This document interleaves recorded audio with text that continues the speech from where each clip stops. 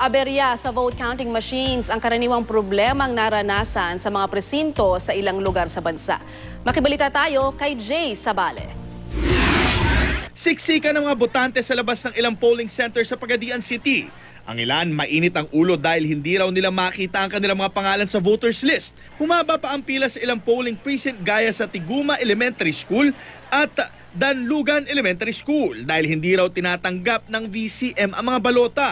Sa gitna pa ng botohan, nagka-brown out sa ilang lugar sa lungsod pero agad naman naibalik ang supply ng kuryente. Sa Davao City, nagka-problema rin sa isang clustered precinct sa Daniel R. Aguinaldo National High School. Hindi raw tinatanggap ng VCM ang mga balota.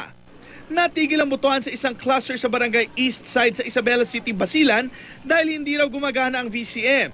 Naka-12 balota raw sa naturang makina bago ito bumigay.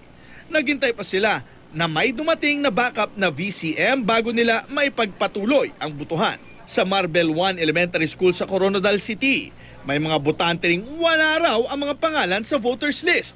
Brownout naman ang problema sa mga bayan ng Kasiguran, Dilasag at Dinalungan sa probinsya ng Aurora. Sa Santa Lucia Elementary School sa San Juan City, naantala ang botohan matapos hindi tanggapin ng makina ang isang balota. Naayos naman agad ito sa tulong ng isang teknisyan. Sa parehong paaralan, may isang lalaking nagalit sa mga BEI dahil ang lumabas daw sa kanyang resibo ay hindi naman daw ang binoto niya. Pero hindi na siya formal na naghain ng reklamo.